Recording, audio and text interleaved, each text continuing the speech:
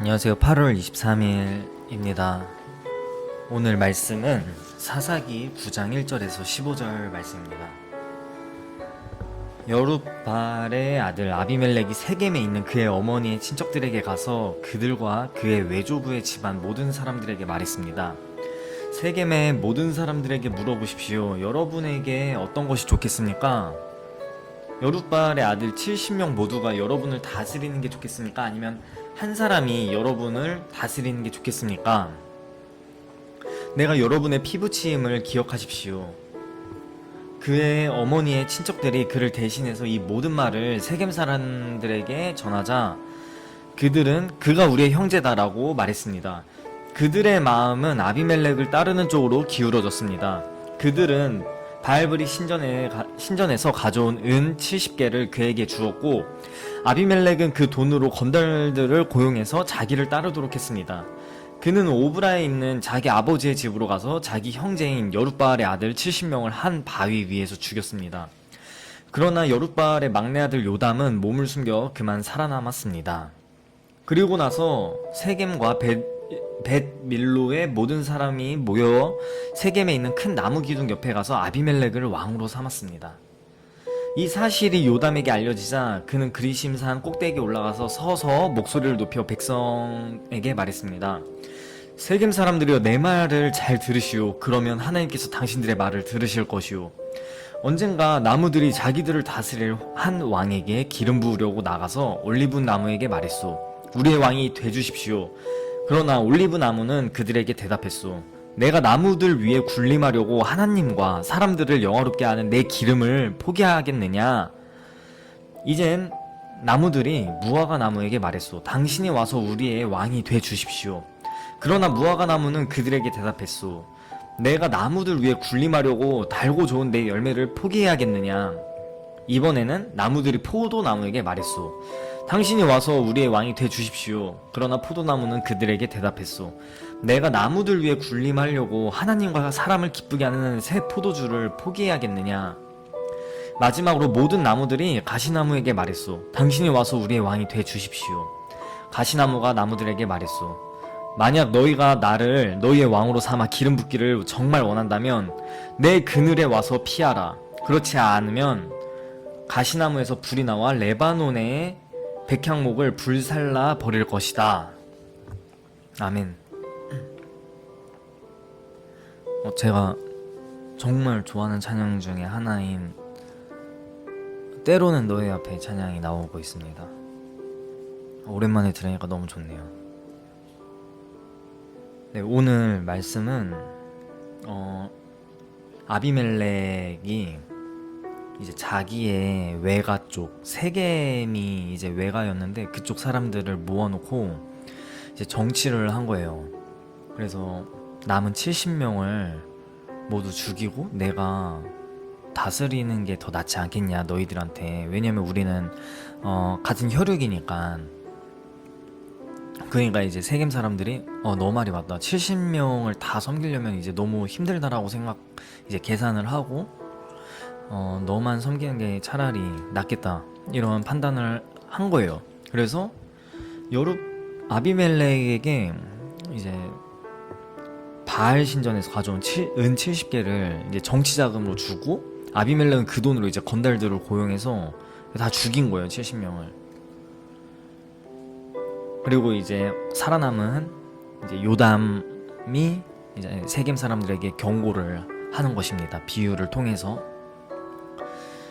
토요일과 일요일 내용에는 기드온이 점점 변질되어가는 과정을 보았습니다. 기드온은 처음에 보리떡과 같은 자신의 그런 상징을 인정하고 겸손하고 겁도 많은 모습을 보였습니다.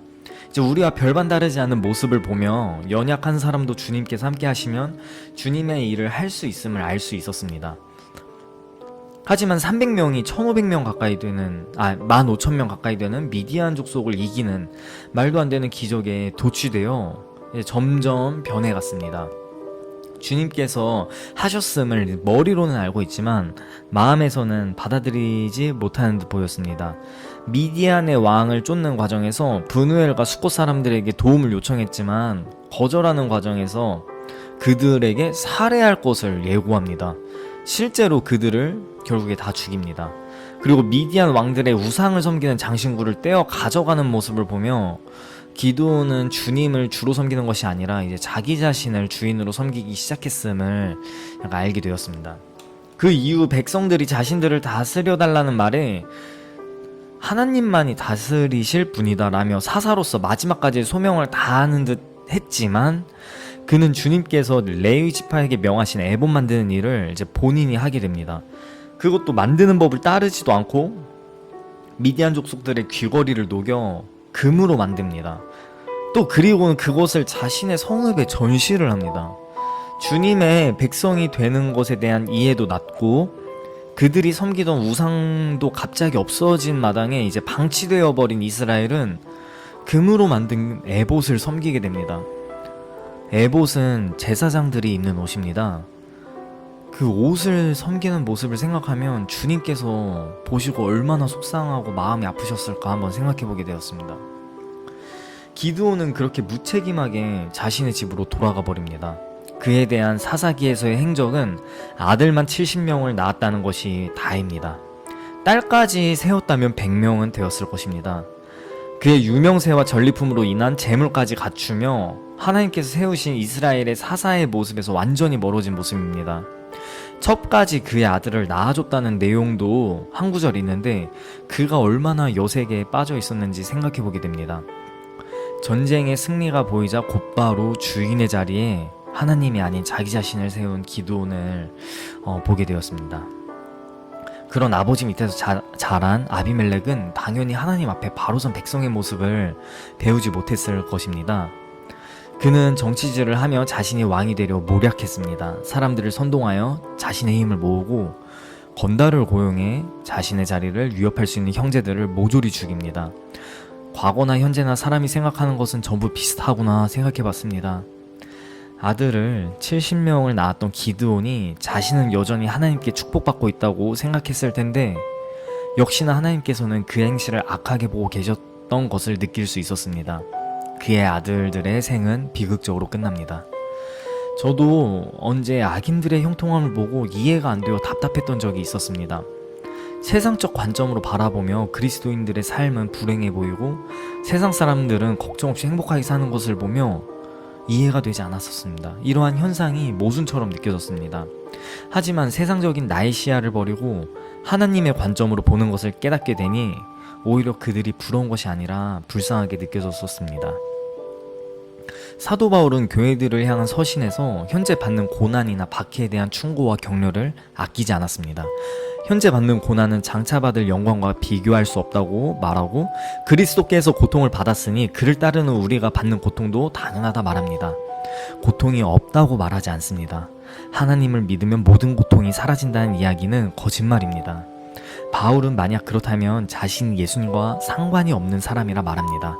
세상이 그리스도를 미워했으니 그의 제자인 우리들도 미워할 것이고 세상과 원수가 되었으니 세상에 발을 딛고 있는 동안은 고통이 찾아올 수 있다는 것입니다. 하지만 주님을 알기만 하고 제대로 믿지 않는다면 핍박이 없을 수도 있습니다. 기드온처럼 말년을 세상적으로 행복하게 보낼 수도 있습니다. 주님을 믿고 가르치는 대로 살려고 애쓰며 주님을 전하는 사람들은 상처를 입으며 살 수밖에 없다고 생각합니다. 하지만 그럼에도 우리가 감사를 놓치지 않고 소망을 잃지 않는 것은 유한한 이 땅에서의 삶이 끝나면 우리에게 영원이라는 시간 속에서 진짜 낙원이 기다리고 있음을 알고 믿기 때문입니다. 주님께서 그곳을 우리에게 약속하시는 구원을 위해 대속하셨습니다. 모든 고통을 대신당하고 죽으심으로 고통의 본을 보이셨습니다. 그리고 마지막에 다시 살아날 것도 우리에게 본을 보이셨습니다. 우리 모두 현재의 고난을 잘 감당했으면 좋겠습니다. 성령 하나님께서 우리와 함께 하시며 죽는 날까지 인도하심을 약속하셨습니다. 요담은 아비멜렉에 동조한 세겜 사람들에게 경고합니다. 올리브나무, 무화과나무, 포도나무는 하나님과 사람들을 좋게 하는 자신들의 열매와 기름이 더 가치 있다 여겨 왕을 하지 않겠다고 합니다. 주님께서 기뻐하시는 것이 무엇인지 알고 그것을 타협하지 않습니다. 하지만 가시나무는 왕이 되겠다고 받아들이며 협박까지 합니다. 아비멜렉과 세겜의 그릇된 욕망이 결국 불살라질 것이라는 경고를 비유를 통해 알립니다. 나의 본분을 잃는 것은 현재 그릇된 욕망에 갇혀 있을 수 있음을 생각해 보게 됩니다. 내게 맡겨진 일들에 충실하지 않고 다른 생각들을 하고 있지 않은지 생각해 보며 회개하기 원합니다. 네, 기도하겠습니다. 주님, 기도원을 보며 주님을 따라 열심히 주님의 일을 했던 사람도 주님을 떠나 자신의 의가 강해지면 어떻게 변질되는지 알게 됩니다. 기도원을 보며 나의 모습을 생각해 봅니다. 과거에 주님을 뜨겁게 사랑했던 모습을 단지 치기 어린 시절처럼 여기고 현재는 나의 목적을 위해, 나의 행복만을 위해 살고 있는 것을 성숙해졌다고 생각하고 있지 않나 돌아보기 원합니다. 주님을 사랑하는 마음을 다시 회복하기 원합니다. 주님을 더 갈급하기 원합니다. 나의 영을 다시 소생시키기 원합니다. 육을 위해 살아가는 것이 아니라 주님 나라를 위해 살아가기 원합니다. 주님께서 가르쳐 주신 기도처럼 하늘의 뜻이 이 땅 가운데 이루어지기에 제가 쓰이기 원합니다. 주님, 그 삶이 버거울 것을 알지만 주님께서 저를 떠나지 않으시고 함께 하신다는 것을 믿습니다. 세상 사람들이 형통한 것을 보며 부러워하는 세상적인 안목을 버리고 주님께 속한 자로서 영적인 안목을 가지고 바라보기 원합니다. 아비멜렉처럼 자신의 목적을 위해 수단과 목적을 가리지 않는 사람이 되지 않기 원합니다. 나의 자리에서 이웃을 사랑하고 하나님을 영화롭게 하는 본분을 다하는 자가 되기 원합니다. 제게 허락하신 모든 자리에서 참된 예배자가 되기 원합니다. 성령 하나님, 우리의 모든 연약함을 다 아시오니 저희를 도와주세요. 감사합니다. 예수님의 이름으로 기도드립니다. 아멘. 네, 오늘 큐티 여기서 마치겠습니다. 오늘 월요일입니다. 모두 월요병 잘 이겨내시고 화이팅 하세요. 안녕.